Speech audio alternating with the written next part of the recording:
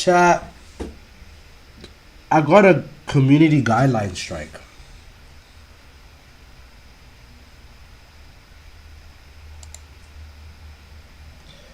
I got a strike on my channel. Apparently we had like third-party content or something like that.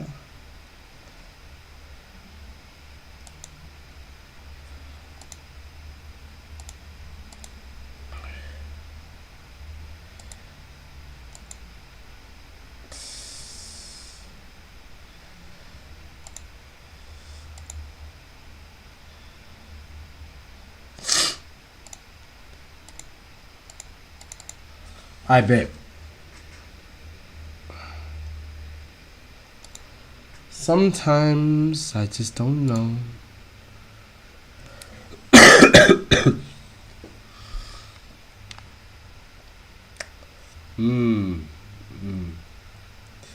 Let me pipe it up.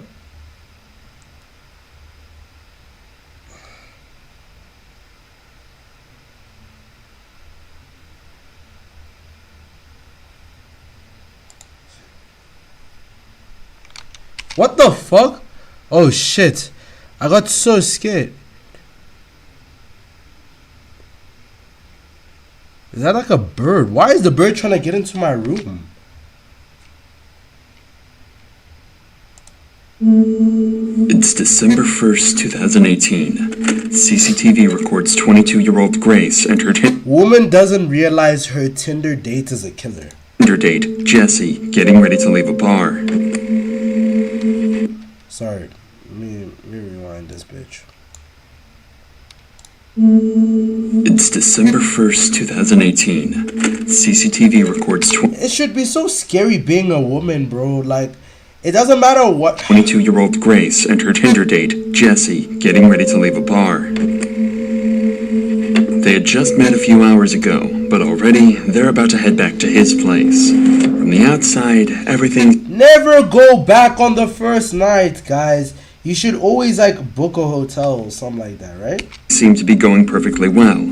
So well, in fact, that soon after they could be seen heading to a nearby hotel and up to Jesse's hotel room shortly after. Nobody could have expected that this was the last time Grace would ever be seen alive. What? The next day happened to be her birthday, and nobody was able to reach her all day. On her birthday? No! That is so... Dude, like, to be a woman must be so tough. Even on your birthday, like, you still get... Bro, and the same was true even days after. It was like she disappeared off the face of the earth. Her friends and family quickly reported her missing, but to no avail. Meanwhile, Jesse was recorded on CCTV out and about, going up and down the elevator, carrying cleaning supplies, and what this guy, there's no ways he actually did this to this appeared to be a suitcase. Why do men do this to women? And it's always a white guy, bro. Why do men do this to women? A suitcase with contents that would shock everyone to the core. And what's even worse, the killer had another date lined up. And if the cops don't... What? This guy goes on these dates and then murders these women? What the hell? Intervene and arrest him quickly. This girl as well. How about we link up at the Bluestone room tonight? Yes, let's do it. Women have no sense of what's it called? Scare? What is it called? Urgent? It's not urgency. Women don't have that. Like, how? Why would you just go link up with the nigga at the hotel? Plus countless others could fall victim to this very same man. Like, I don't know, even for me, like, if I'm meeting somebody for the first time, it has to be, like, in a public area. You know what I mean? It can never be at, like, some very private thing. Unless you guys are doing the do, like, y'all already know what's about to go down. But if I'm meeting you for the first time, we have to be, like, at some mutual place, like... This is scary, bro.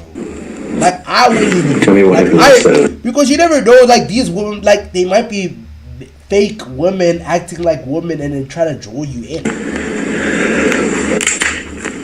And from the beginning? Yeah. 5:37 p.m. on December 1st, 2018, Grace, who just finished a backpacking journey from England to New Zealand, leaves her hostel to meet Jesse. Meanwhile, Jesse is having pre-date drinks at a local bar, downing several beers before the date begins. In fact, as he leaves the bar, you can still see at least 4 empty bottles sitting on the table. Crazy. They meet in a popular spot where there's plenty of people, making Grace feel safe while she meets her date for the first time. But this will be a false sense of security, as Jesse has no plans. Have y'all ever gone on a date with somebody like... I think I've only been on like one real, like serious date. Dead chat, my favorite date of all time. To try anything untoward in public. He's going to wait until they're alone. Suspecting nothing, Grace accompanies Jesse to a bar where they drink together for over an hour before they head for a Mexican bar at 7:15 for more drinks. What? They went ball hopping? And yet another bar named Bluestone Room around 8:30 p.m. This will be where Jesse tries his luck. Oh, Bluestone Room. Sorry, I thought that was a hotel. And sees if he can get a little closer to Grace. At 8:54, they share their first kiss. Damn. This nigga about that. is when Jesse takes a trip to the bathroom and... Why am I smiling? He's about to kill her. Where Grace sends her very last message to anyone, telling her friends that it's going amazingly well and that she just clicks with him so well. She's probably excited to spend the night with a man. Damn! This is what alcohol does, bro. Like, She y'all don't genuinely really likes. know, bro. She could have had no idea that instead, he was about to end her life in one of the most horrific ways possible. The next morning, Grace's phone starts to receive a ton of Shame, man. She looks like she had such a beautiful life ahead of her. messages. It's her birthday, and there are plenty of friends who want to send her their best wishes. Each and every one of these messages goes unanswered. The first sign that something is wrong is at 8 a.m. when Jesse enters the very same elevator, this time on his own, throwing the camera a suspicious glance. If you think he's just getting the birthday girl a morning coffee, then think again. During that night, Jesse killed Grace by strangulation, and now he's going to try and do everything.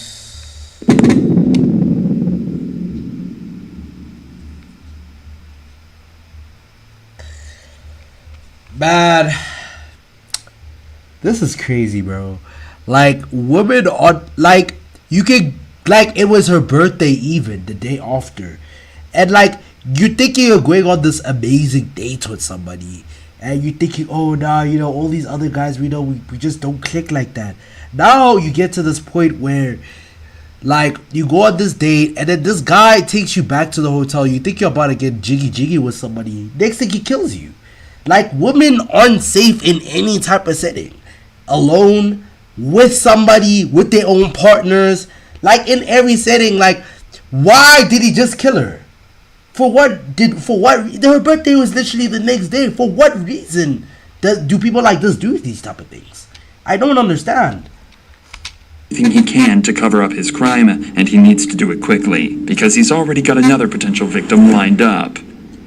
By 8:07 a.m., Jesse is in town and about to start the most eerie shopping trip possible. He starts at the warehouse on Elliott Street, where he buys a suitcase that he plans to hide Grace's body in. He checks out the width and depth of the suitcase to make sure it'll fit her, so he can dispose of her body before anyone can catch him. Then, 25 minutes later, he makes his way to another store, where he buys a number of cleaning products that will be used to clean up the murder scene. Then he returns to his apartment for a number of hours, reappearing at 10:42 a.m. before he jumps in a taxi and Apex car rental where he rents a car. But it's what he does next that's truly shocking, and puts pressure on the cops to discover and solve his murder as quickly as possible. As Grace's body lies in the apartment, Jesse goes on a date with another girl he'd met on Tinder. Given that he has all the equipment ready to hide one body, it's speculated that he planned this to be his second victim of the day. As he arrives at the bar, Wait, let me rewind this thing back.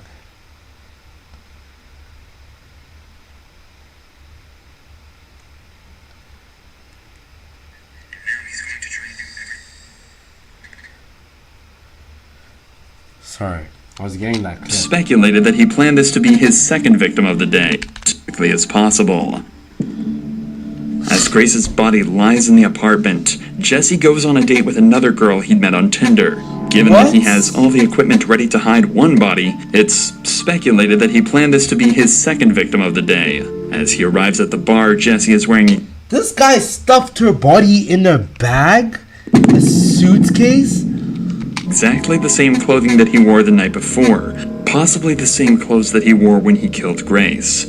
We are not sure whether Kempson was as pushy in his initial messages to this girl, but what we do know is that the conversation he struck up with her during the date not only brought up some major red flags, it downright terrified her. Allegedly, he wanted to talk to her about where to hide a dead body from the police. Right away, the date is over, and this girl's instincts may have just saved her life.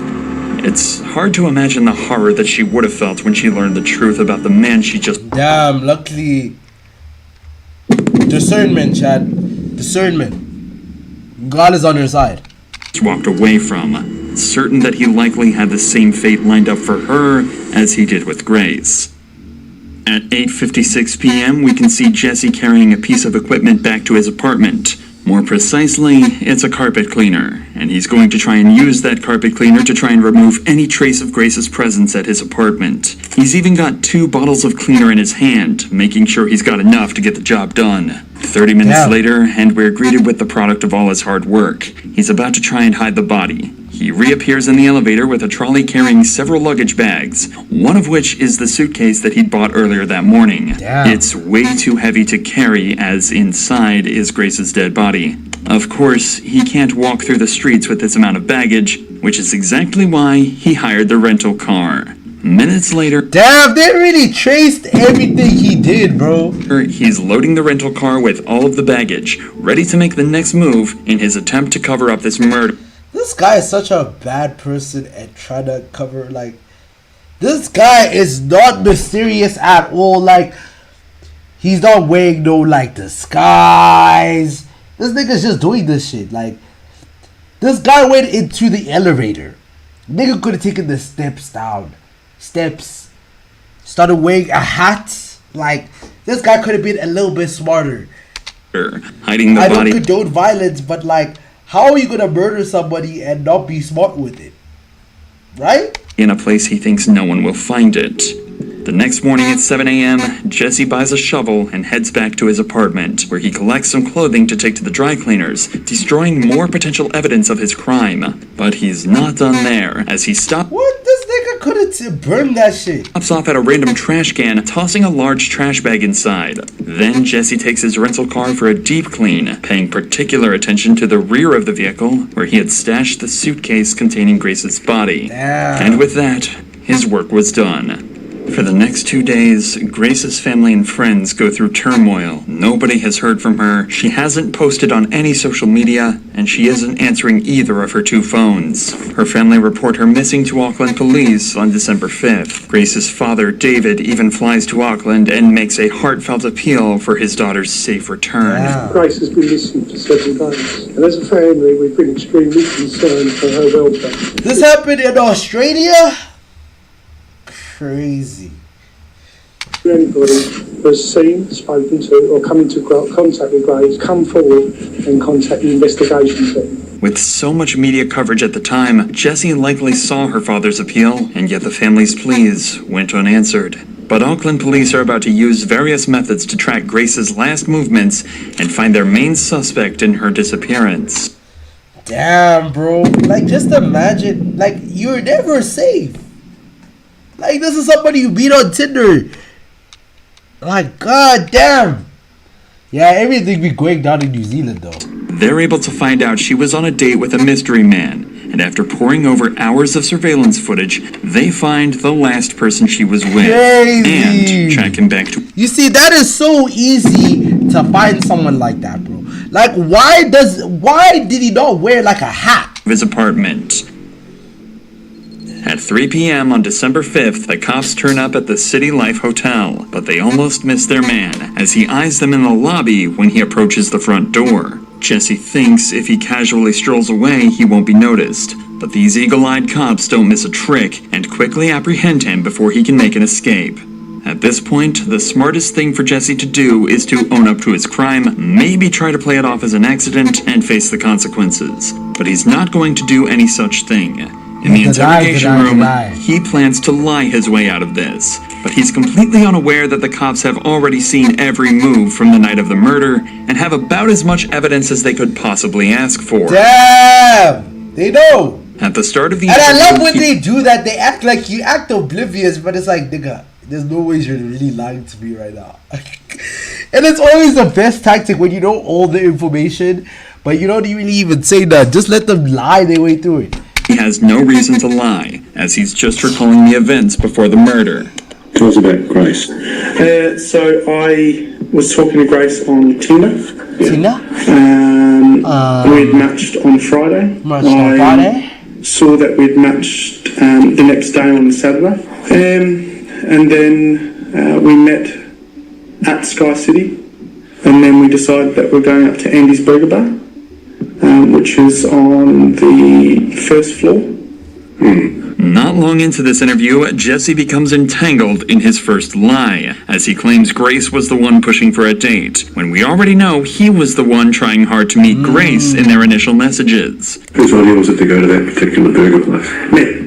Because I didn't initially know that she was real. What do you mean? Well, there's a lot of... So have you heard of catfish? No. So catfishing is where someone uses your profile, uses your photos and pretends to be you. This is 2018 as well, bro. This is 2018 as well. Like, things are not as like normalized as they are today, obviously. But on Tinder, it's all about the way you look, and so if they use more endearing photos, you're more likely to swipe for them. Okay. Yeah. How does meeting in a public place sort of protect you from meeting someone who's not as good looking as... Well, there's security there. So if she wasn't who she said she was, at least in my mind, I'd feel safe. Niggas talking about, I feel safe, nigga. We know you're the imposter, fuck, nigga. We know you're the person that she is not safe from. When Jesse is confronted with evidence from surveillance cameras, he continues to lie, digging a hole for himself that he's going to struggle to escape from. No. I go down Victoria Street, straight down to the bottom, and then hang a left, and I head towards the viaduct. You go to the viaduct a bit? Yeah. Yeah. Yep. You've kind of walked in a bit of a funny direction if you were planning to go to the viaduct. Well, it's the direction I normally go. Yeah. It's I'm just sort of saying, like, if you were planning to go to the viaduct. I normally go down Queen Street and then cross at the bottom of Queen Street, go through the containers, and then walk along the wharf. Yeah. Is there a particular reason you would kind of do that? I feel safer down that way. The cop obviously... This nigga keeps talking about, I feel safer that way. We know, nigga, you're the person we're not safe from. We all know. Like, this nigga is trying to... suspects something strange here. Jesse's behavior and responses don't seem to line up or make sense at all, and if Jesse is lying, it'll only take a good few questions to throw him off completely. So the cop starts to apply the pressure, sending Jesse into panic. Actually don't know if she's been murdered or not yet. She may be alive and well. Okay. But she might also be dead. Okay? And it could be that you've done it.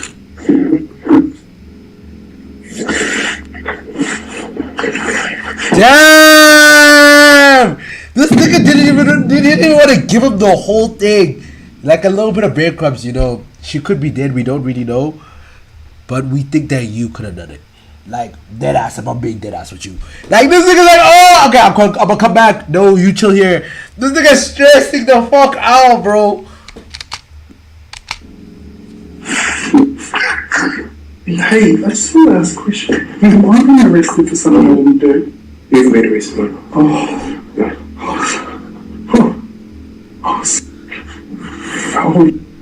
He's not being arrested just yet, but Auckland police are convinced Jesse is either behind Grace's disappearance or is at least involved. And the more they investigate this case, the more evidence they find to suggest Jesse is the one responsible. It's not just the surveillance footage that helps solve this case. Remember the new suitcase and cleaning products Jesse bought the morning after? Well, believe it or not, they were all bought on Grace's credit card, as well as an extra night's stay at the City Life Hotel. In fact, it's very possible he paid for his second date on Grace's credit card. Damn!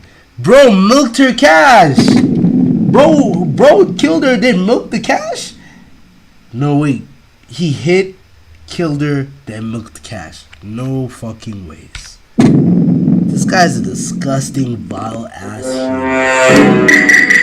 A day at the hotel should give Jesse time to clean up the mess. But it's going to take more than a carpet cleaner to get rid of the evidence. This when guy police search his apartment, they find traces of Grace's blood. The credit card payments, the witness testimony, cell phone locations placing Grace and Jesse together, and the staggering detail found in the surveillance footage backed their suspect into a corner, and in his second interview on December 7th, they left Jesse no choice but to confess. A confession that would soon lead into one of the most interesting but troubling defenses ever used in court. They're talking to me about 50 Shades of Grey. There's no way this guy's talking about a sex fantasy movie. He's not about to play this angle. Sex fantasy movie that's 50 Shades of Grey is crazy. Having sex, at first it was just normal. It was very placid. And then she asked me if we could get into bondage. And Cam! Don't ask me how I know what that is, chat. But that's Cam! all I remember is falling asleep in the shower. I forgot. I need to go. Would you like some fresh air? Yeah, please. I was in shock and I didn't know what to do.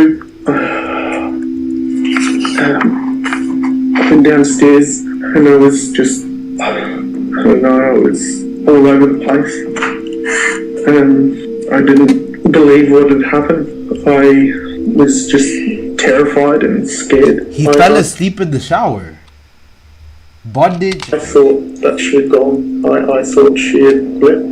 Pathologist, the specialist doctor, will perform a post-mortem. They're very skilled at establishing people's causes of death. Do you understand that? I went to the warehouse at the atrium and bought a suitcase. I went back and I was just in shock because it just didn't seem right. So why did he buy a suitcase though? I left to go and get cleaning products. So I messaged a friend and said I'll meet you at Revelry. After finishing drinks with her, I got back to City Life. And all the time I just kept saying I'm sorry. And then I went downstairs and I grabbed the porter thing and I put the suitcase on top of the porter thing. I drove the hire car into Wilson's car park and parked it. I woke up the next day at about 5 a.m. and drove the car out to Commute. At first I picked up a shovel from ITM at Commute. This guy dug her a grave. And he's crying when he's saying this, by the way. Driving towards the Waitakaris, I went into the bush, I dug a hole, I went and got the suitcase, and I covered the hole, and then I drove. Where is her possessions? I threw them in the rubbish. Whereabouts? Albert Park, rubbish. Right, so what items of her property have been disposed of in Albert Park? Everything. All of her clothing? Everything that was in the room. Whereabouts did you clean the car? The outside of the car?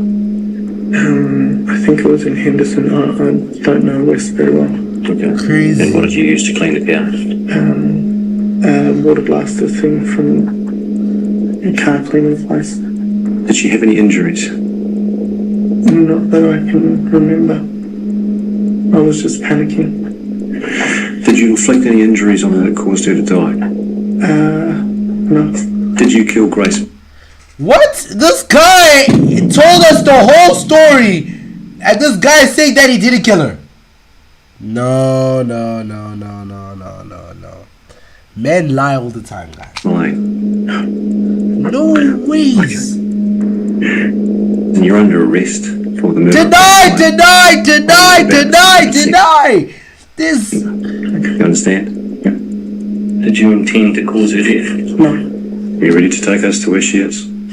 The media called it the 50 Shades of Grey defense. The idea is that someone may consent to being harmed during intimacy knowing the dangers involved. If they made no indication to stop, then it would be seen as an accident, and the person responsible shouldn't face a murder charge. But this defense Crazy. has always been seen as more of a scapegoat, used by lawyers to try and get their defendant off with a lighter sentence, which in this case would be manslaughter. This doesn't change what happened after Grace's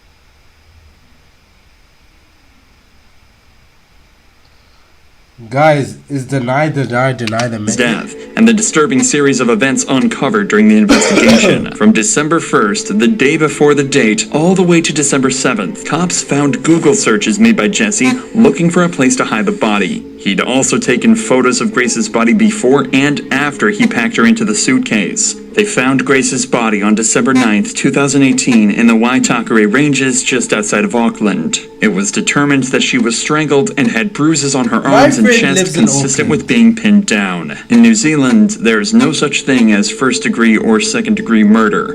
All charges are treated the same, carrying a life sentence. That meant there was no investigation into the premeditation. All that mattered was if Jesse killed her or not. It was that simple. Jesse maintained his innocence, but was eventually found guilty. And on February 21st, 2020, he was sentenced to life in prison How did with a this minimum chopped piece of shit do that? non-parole period of 17 years. After his trial, 2 more women came forward and claimed Jesse had sexually assaulted them after they met him on Tinder. He was found guilty on those charges as well, adding another 11 years to life added to his sentence. Damn. Word of the day, men are disgusting. I think that just is the case. Guys, I'm gonna end the stream here because, I don't know, my stomach is killing me. I'm gonna end the stream here. Should I, or should we carry on? What y'all think? What y'all think? Oh shit. Fuck. That story was scary though. It just really shows like people don't care for real, bro. Like you'll think people are there for you, but they're really not there. But either way, chat. I'm gonna end it right here. I'm gonna see y'all tomorrow. I love you. Bye. Stay blessed. Happy Sunday. Stay healthy, stay active, and all that good jazz. I'm gonna see y'all tomorrow. Peace, a la vista. Mwah.